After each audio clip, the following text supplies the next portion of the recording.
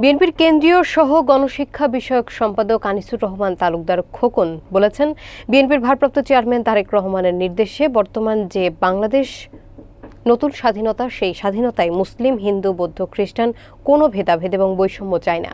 ধনী গরিবের কোনো বৈষম্য চায় না। আমরা সবাই সমাজের মানুষ, সবাই মিলেমিশে একই সাথে থাকতে এবং বসবাস করতে চাই। বিস্তারিত দেখুন আশরাফুর রহমান হাকিমের প্রতিবেদনে। বুধবার রাতে মাদারীপুরের ডাসার উপজেলার বিভিন্ন পূজা মণ্ডপ পরিদর্শনকালে তিনি কথা বলেন।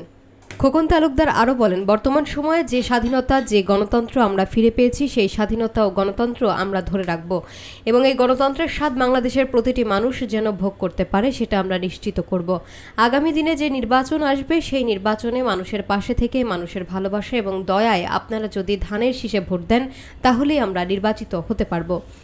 এ সময় উপস্থিত ছিলেন কালকিনি উপজেলা বিএনপির সাবেক যুগ্ম সাধারণ সম্পাদক ইসমাইল হাওলাদার, সাবেক সাংগঠনিক সম্পাদক সালাম খান সহ জেলা ও উপজেলা বিএনপির অঙ্গ সহযোগী সংগঠনের নেতৃবৃন্দ। হিন্দু সম্প্রদায়ের ভাই বোনেরা সকলকে জানাচ্ছি শারদীয় শুভেচ্ছা। আমরা আমাদের দলের পক্ষ থেকে, জনাব তারেক রহমানের পক্ষ থেকে আপনাদের মাঝে শারদীয় উৎসবের শুভেচ্ছা জানাতে আসছি। পাশাপাশি এই শারদীয় উৎসব যেন সুন্দরভাবে, সুন্দর রূপে এই অনুষ্ঠানটি যেন শেষ করতে পারি, সেই জন্য আমরা চেষ্টা করছি আপনাদের পাশে থাকার। আমরা 100 মন্দির আছে আমাদের,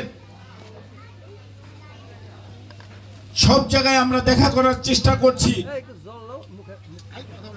আমরা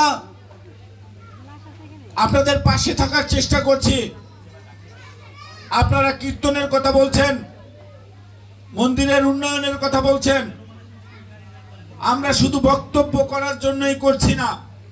আমরা রাজনীতি অনুষ্ঠানে শুধু আসছি সেটা না, আমরা সামাজিক, ধর্মীয় যে কোনো অনুষ্ঠানে আপনারা দাওয়াত দিবেন, আমি উপস্থিত হব, আপনাদের পাশে থাকব।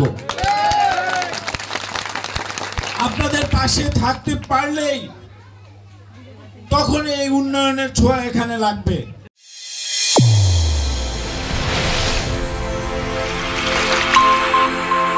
চ্যানেল A1 হৃদয়ের স্পন্দন।